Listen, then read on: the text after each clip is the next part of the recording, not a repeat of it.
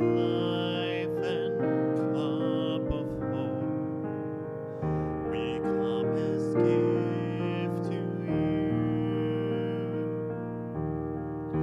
Change our hearts, fill us with peace, transform our lives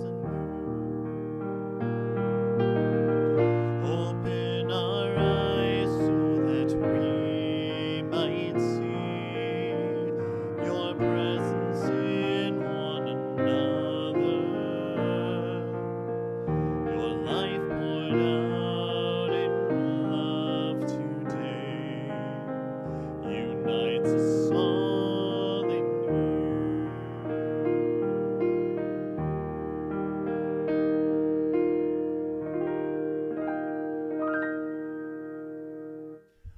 Good evening. Good afternoon. Welcome to St. Paul's Scripture and Songs. Today we're trying to do things a little bit different than we have in the past. We are working with YouTube, and we're going to be live streaming and doing a couple more songs and a couple more scriptures so that we can share thoughts with everybody and see if we can do this every so often in the afternoons as a live thing that everyone can participate in. So today we are very happy to be bringing you this pilot episode of it, and with it we're going to do a couple of announcements having to do with St. Paul's, as well as sharing some different scriptures and readings with you, and some songs, of course, because that's what we do. So first of all, we're excited because St. Paul's is beginning to celebrate its 125th anniversary, which it's amazing for a church to have lasted that long and to be such a wonderful part of our community in Kenmore for all of those years. Even though the church that we know as St. Paul's is not 125 years old. They actually started with a much smaller church that was, the main church was actually built around the smaller church before the smaller church was taken down. We're going to be bringing different facts over the years of as we go on of how we developed and how we became a community, and there will be some sad things like the school closure and how we had to adapt with things like that, but definitely some more celebratory things like the new hall that we have. We're also going to be celebrating on March 1st our Marie Gras Fat Tuesday party. Tickets are $35 a piece, and you can come for an open bar, live music, and a wonderful time. You know, we're so grateful that our COVID case numbers have going down so that we can still manage to do these things because we need to celebrate together. So those are some wonderful upcoming things. Switching over more into our songs and our scripture, today we have a reading from the Book of Kings. Now, the Book of Kings is actually Old Testament, and that's from what the Jewish people call their Torah, and those are their holy books, and they do comprise our first holy book, which is the New Testament. And today we have the reading from chapter 8. The elders of Israel and all the leaders of the tribes, the princes in the ancestral houses of the children of Israel, came to King Solomon in Jerusalem to bring up the ark of the Lord's covenant from the city of David, which is Zion. All the people of Israel assembled before King Solomon during the festival in the month of Athanim, the 7th month. When all the elders of Israel had arrived, the priests took up the ark. They carried the ark of the Lord and the meeting tent with all the sacred vessels that were in the tent. The priests and the Levites carried them. King Solomon and the entire community of Israel present for the occasion sacrificed before the ark sheep and oxen too, many to number or count. The priests brought the ark of the covenant of the Lord to its place beneath the wings of the cherubim in the sanctuary, the holy of holies of the temple. The cherubim had their wings spread out over the place of the ark, sheltering the ark and its poles from above. There was nothing in the ark but the 2 stone tablets which Moses had put there at Horeb when the Lord made a covenant with the children of Israel at their departure from the land of Egypt. When the priests left the holy place, the cloud filled with the temple of the Lord, so that the priests could no longer minister because of the cloud, since the Lord's glory had filled the temple of the Lord. Then Solomon said, "The Lord intends to dwell in the dark cloud. I have truly built you a princely house, a dwelling where you may abide forever." And our gospel reading for today comes from Mark 6.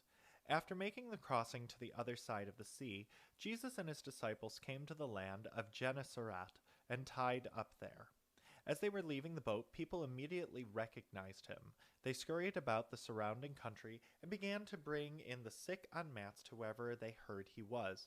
Whatever villages or towns or countryside he entered, they laid the sick in the marketplace and begged him that they might touch only the tassel on his cloak, and as many as touched it were healed. So I think it's an interesting time to bring up a little bit of the idea of traveling and being delivered from Egypt. And God obviously gave the people, the Israelites, the kingdom of Israel when they finally left Egypt. But the part of the story that sometimes gets overlooked or glossed over is Moses wandering through the desert for 40 years. I think we are in that point in our lives where, with the pandemic somewhat receding and going forth and back, we're at a point where we're wandering through our own 40-year desert, and it's far longer than I think any of us wanted. All of us wanted to have a celebration that said, we are done. The pandemic is over. There's a big parade, and all of a sudden, everything is open, masks are away, and it's over. We didn't get that. We wanted it, we hoped for it, and a lot of us almost felt like we were guaranteed it. Almost as the Israelites, as they traveled through the desert, felt that they were guaranteed the promised land and it would be theirs immediately. When we think of the kingdom that Solomon had, it was a great kingdom, but it came eventually. It wasn't there right away. When Solomon built the temple and everything else, it was something that had to be worked towards, and it was successive. It wasn't immediate. And I believe that we are kind of in this point where we have to work to keep moving forward. We're better than where we are, but everybody feels more upset, I feel. I mean, I definitely feel more bogged down now than I did at the beginning of the pandemic. And I was having a conversation with somebody, and I said, I don't know why, because my life today is fairly close to the life that I had in 2019. But I don't feel good about it. And she said, because we haven't really accepted our losses or have said sorry or had that time to mourn. And I said, but I don't even know what I lost. How many of you don't know what you lost?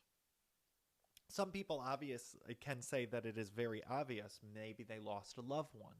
Maybe they missed out. I had a friend who had a baby, and her entire pregnancy, for the most part, was through COVID. And then when her son was born, it was keep him safe and keep him away from people. That's something to mourn, that loss. That is something that I think we have to name and work on naming and accepting before we can move on. So for this week, I want you to think of those goals that you have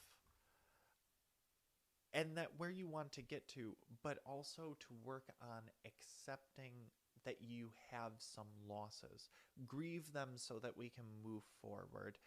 And maybe then we can get to a point where we can rejoice again. And that's the last song that I'm going to leave you with this afternoon. And hopefully we'll see some more of you tomorrow. And our final song is I Rejoiced, because that's where we want to get to. We want to arrive out of the desert into the promised land.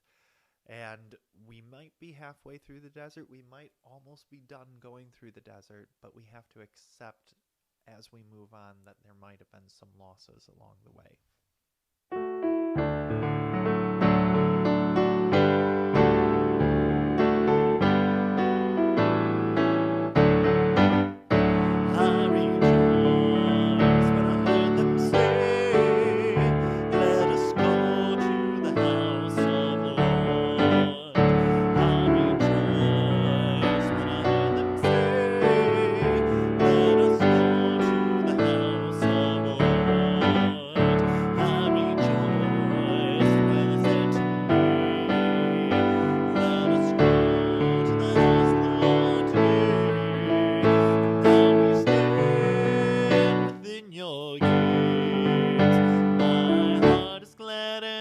Sing with joy. I rejoice when I heard them say, let us go to the house of the Lord. I rejoice when I heard them say, let us go to the house of the Lord. For the love of friends and family, may the peace of God be with you.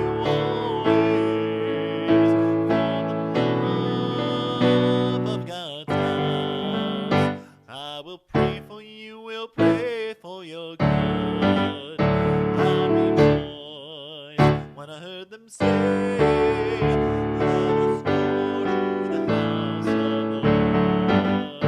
I rejoice when I heard them say, let us go to the house of the Lord. Have a wonderful evening, and I look forward to seeing most of you tomorrow.